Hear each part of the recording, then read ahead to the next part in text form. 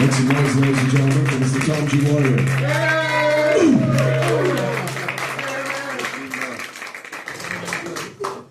Go, we can do more oohs than that. Ooh! Come on! There we go. Jesus Christ.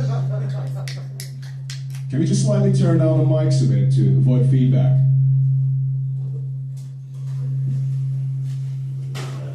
That's a little bit better. Can we go slightly further down? There we go. It's going well, isn't it? So far, so good. Yes. Okay, so thank you very much to everyone for joining us on this live episode of Iblis Manifestations. My name is Cheyenne. I'll be the host, and I have the pleasure and the absolute honor of having on stage next to me Mr. Tom G. Warrior, the myth and the legend. So please make some noise, ladies and gentlemen. All right.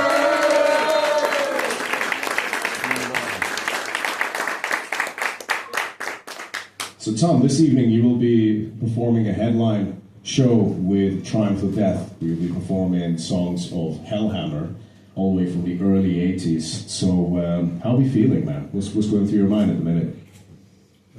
Nothing as usual. What can I say? 45 years ago, when I wrote these songs as a bloody beginner on my instrument, I would have never thought that I would be still invited 45 years later to play these songs internationally. And of course I owe this to people like you, that this is even possible, and I'm hugely grateful. We were a complete underground organization at the time. We couldn't even afford guitar strings. It was really, we were practicing in a stinky rehearsal room. No money, no fans, no support, no connections. Nothing. And none of us in Hellhammer would have thought that this music would endure, that anybody would listen to this music to begin with, and that it would endure for like half a century. So it blows my mind, and I feel extremely honored that this is even possible, and that people of all ages are coming to the concerts and to events like this. It's a privilege, and I'm extremely grateful for it. That's fantastic, man. Did Celtic Frost at any point perform in Barcelona back in the day?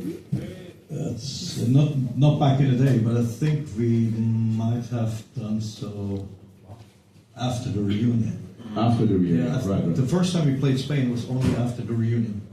For some reason, we never made it to Spain during the original existence of the band. Sure. So obviously that makes this even more exciting then. I mean, how does it feel just bringing Hellhammer songs to Barcelona, Spain, and performing these material all the way from back then? And the kind of, I find that, I must be honest, the whole Triumph of Death idea I find absolutely fascinating, you know, especially given that these were songs that never really got to see the light of day in a stage setting for a very long time. And now the fact that you get to actually bring them out to people, and you've obviously kind of tweaked things, you know, the same as you did a lot of the earlier Celtic Frost songs, you know, where it's further down-tuned, heavier, and it's a great sound. Just a tiny bit. Just a tiny bit, yeah. Well, we didn't want to stray too much from what Hellhammer sounded like. Sure. So we didn't choose the tuning that Triptychon has, for example, or that Celtic Frost had. We're playing them relatively close to the originals. Mm-hmm. We just down to just a tiny little bit, because I think hearing heavy metal nowadays, you're used to much heavier music than you used to be in the early 80s. And it was much easier to sound heavy in the early 80s.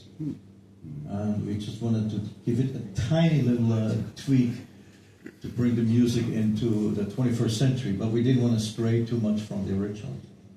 For sure. And I think when you go and see a band live, I think that kind of sound, you know, you need to have a degree of clarity to create movement, which is essentially what a metal concert should be all about, you know. And I think you've done a great job of finding the balance between preserving that, you know, having been lucky to have actually watched Triumph of Death a number of times, you know, and even got the sound check, and like seeing that kind of how well those songs cut through. I mean, I don't know, man. I've always got this question for you. Like, what goes through your mind, like, playing these riffs, the same riffs that you wrote, you know, and like, is there a part of you that relates to the original initial attitude of how, when they were conceived, because these were obviously, we have to paint a picture, these were not regular times of like, oh, just a band getting together and playing riffs for the sake of it. I don't want to create an artificial myth here of Hellhammer, but it was, at the same time, it was quite a mythical time. Heavy metal was freshly rejuvenated through the new wave of British heavy metal, which eventually became the basis of extreme metal, of thrash metal, of black metal. It was a time when all these things started to develop. So it was a very special time to be an aspiring musician to begin with. And then within Hellhammer, all of us had very troubled backgrounds in our private life on many levels. And we met in this shabby rehearsal room as a means of escape from parents and politicians and bosses in our day jobs and all kinds of things. It was also a time of violent youth unrest in Switzerland, where the police would shoot at young people protesting in the street. And these were the circumstances during which we formed Hellhammer. So when we used to meet at this rehearsal room, it was like not just music, it was like us creating our own world without all these people, without all these circumstances, a world that we could, for the first time as young people, form ourselves and start to live a life like we envisioned it, without people telling us you can't do this. Or, I mean, all of us encountered violence countlessly just because the way we looked at the time and because of the circumstances in Switzerland. And also some of us encountered violence in their own families. So it was really a sanctuary. And to come back to your question, because of this intensity and because it wasn't just a random band in a random time, of course when I stand on stage and I play these songs, during many songs I have like a film in my head. I remember how we wrote these songs. I remember under what circumstances we rehearsed them. Yeah. I remember the stink of the rehearsal room. I remember the extremely tight friendship between me and Steve Warrior, who co-formed Hellhammer with me.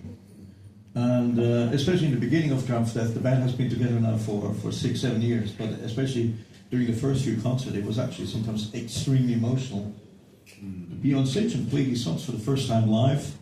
And at the same time, I missed Steve Warrior, who, if there was a just world, who should have stood next to me performing these songs, but he can no longer play. So there's a million of emotions, and again, being invited to different countries, to Spain, and I mean, we've been all over the globe with Hellhammer's music now, a music that people used to laugh at the time.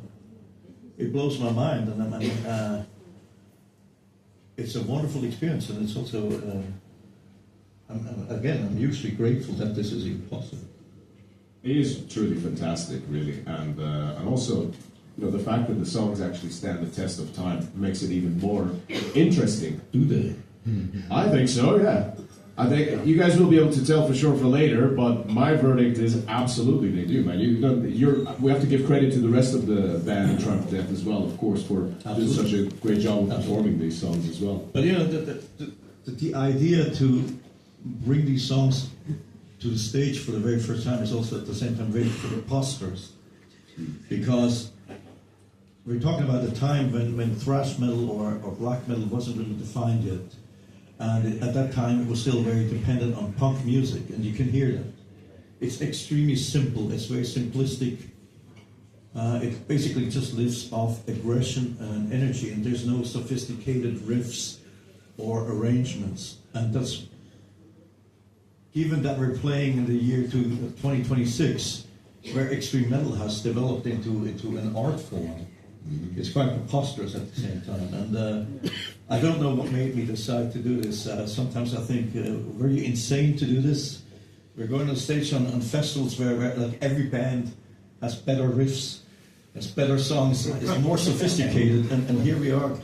Every song of ours consists of like one or two riffs. It's basically punk. Yeah.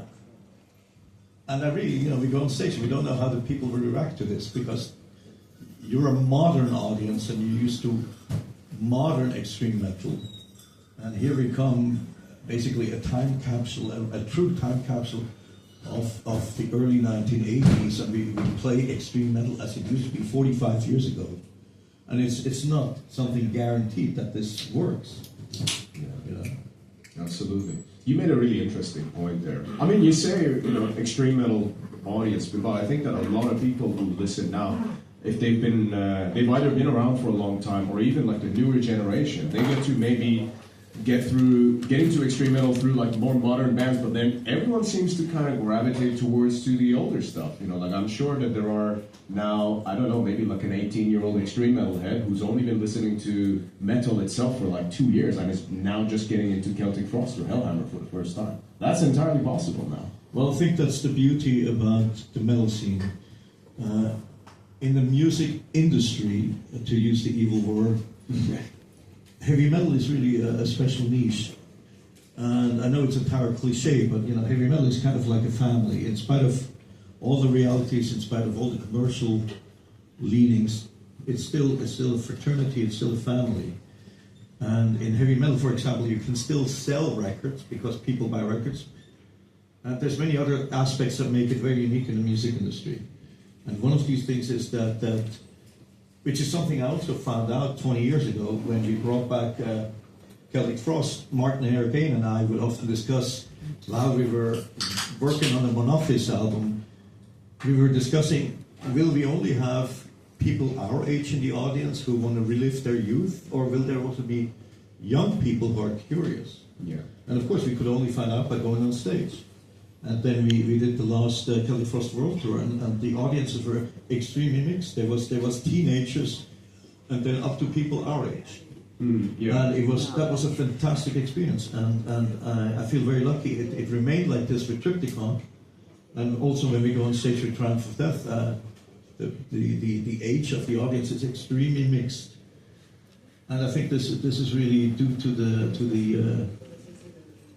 the roots of heavy metal being just kind of a different music, a music that connects you more than maybe other genres might do. It's not a music that's